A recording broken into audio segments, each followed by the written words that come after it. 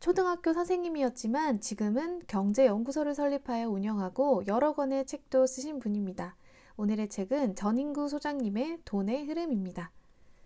금리가 상승하면 기술주가 하락하는 이유. 기준금리가 낮을 경우 예를 들어 100억 원을 연 1%의 이자로 빌린 사람은 1년에 1억 원에 대한 이자 부담밖에 없기 때문에 돈을 천천히 갚아도 됩니다. 그래서 시간만 지나면 좋은 결과를 낼 수 있는 기술주에 투자하게 되죠.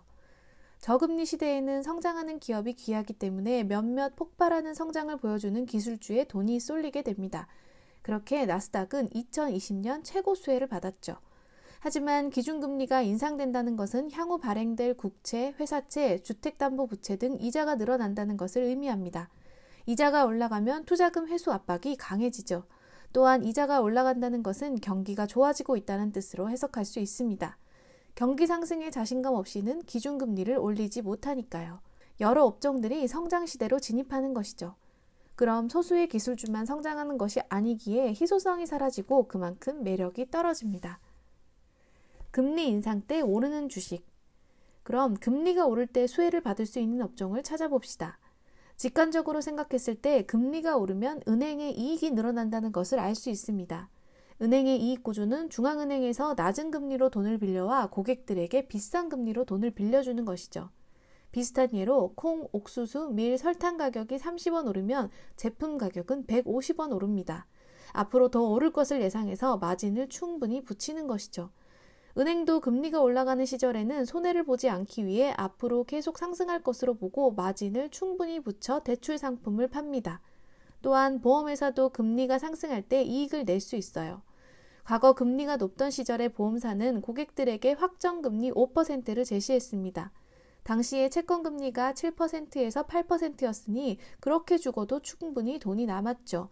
그런데 금리가 내려가면서 채권금리가 2%에서 3% 나오면 어떻게 될까요? 오히려 보험사가 빚을 내서 고객들에게 돈을 줘야 합니다. 그래서 2018년에서 2020년 금리 하락기에 보험사 주가가 계속 하락했습니다.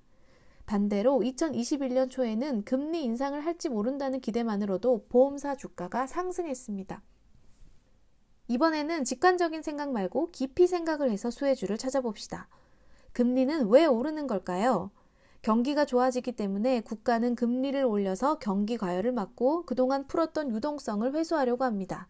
국가는 경제가 망가지는 것을 원하지 않기 때문에 경제에 문제가 없다고 판단되었을 때 금리를 올립니다. 즉 경제가 좋아졌기 때문에 금리를 올리는 것이죠. 2000년 이후로 대한민국 금리가 오른 시기는 2004년에서 2008년, 2009년에서 2011년, 2016년에서 2018년입니다. 코스피 지수가 상승하는 시기와 일치합니다.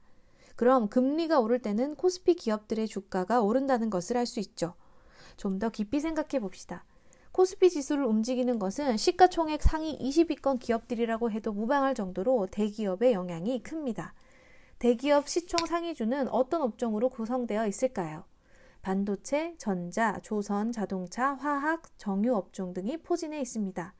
이 업종들은 대표적인 경기 민감주입니다. 따라서 한국에서는 금리가 오를 때 경기 민감주에 투자하는 것이 돈을 버는 투자가 될 수 있습니다.